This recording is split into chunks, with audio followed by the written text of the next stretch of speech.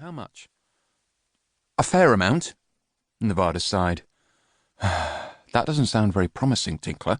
Suddenly, I'm not sure we can even fit you in. As a matter of fact, we were thinking of taking a holiday. A nice, long holiday." "You can't go on holiday. Your cats are too neurotic to be safely left on their own." "We have friends who will look after them. Proper friends. Not like you." Tinkler turned to me imploringly with his big but slightly crazed puppy eyes. "Oh, come on. Find my record. For me." "How much are you going to pay us?" Nevada was remorseless. A look of glum resignation came over Tinkler's face. He realized, despite all his attempts at evasion, he was going to have to talk turkey. "Depends on the condition, obviously, but let's say," his forehead furrowed with simian calculation, 50% of the median record collector guide price. 75%, said Nevada instantly, despite not having any idea what the median record collector guide price might be. "Oh, for Christ's sake," said Tinkler. "Don't I get the friends and family rate? Don't I rate it? Don't I rate the rate?" "What is it?" I said. They could thrash out the gory financial details later. They both looked at me blankly. "What are you after?" I said, patiently. "What is the record?"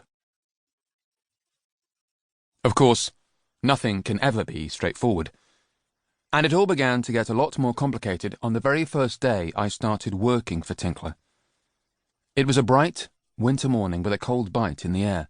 I caught the bus across Hammersmith Bridge in the low, streaming sunlight and then took the tube to Shepherd's Bush. From here, I worked the charity shops eastwards towards Holland Park. It is still possible to find astonishingly rare records at bargain prices in charity shops. Of course, most of these shops have resident experts to sift through their stock and pull out any choice items for premium pricing.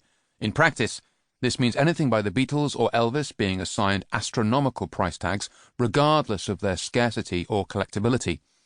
But the same chump who thinks a digitally remastered reissue of the King's greatest hits on wafer-thin late 1980s vinyl is worth a small fortune might well let a British Vogue yellow label release of a Sonny Rollins contemporary slip through for a pittance.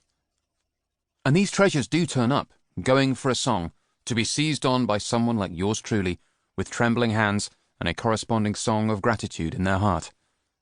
Today, however, the god of charity shops didn't smile, and my search had yielded nothing, or rather, it had yielded a nice early Stan Getz on a French Verve reissue, but no trace of what Tinkler was after. I wasn't worried. It was early days yet, and checking the charity shops was just part of my strategy. I was also going to be visiting the record dealers. I started with Lenny at the Vinyl Crypt. I endured his questions about Nevada, questions that were transparently designed to run a health check on our relationship. Lenny was smitten with Nevada and was just waiting for the first sign of trouble between us, at which point he planned to swoop, insofar as someone like Lenny is capable of swooping. But while he was picking my brains about Nevada, I was picking his brains about a record label called Hexagon. "Hexagon," said Lenny. "Hex-a-gon. Like they once had a hex, but now it's gone." "Oh, yeah. They had a picture of a hexagon on their label, didn't they?" Yes, it was a multi-layered piece of wordplay. But Lenny wasn't listening to me. I had pushed his buttons, and now he was like a computer, helplessly and automatically disgorging facts. Late 1960s folk label, which was absorbed by one of the majors. Was it Atlantic? Anyway, their stuff is very rare, very collectible, expensive. This last bit was just the boilerplate, so to speak, and Lenny would have added it in response to any inquiry, in an attempt to soften his customer up for whatever price outrage he was planning to perpetrate. Now he went on for a while about how costly and sought-after Hexagon records were, which was useful to me because I soon learned that he had no idea what constituted the most desirable artists or rarest albums. This was just what I'd been hoping.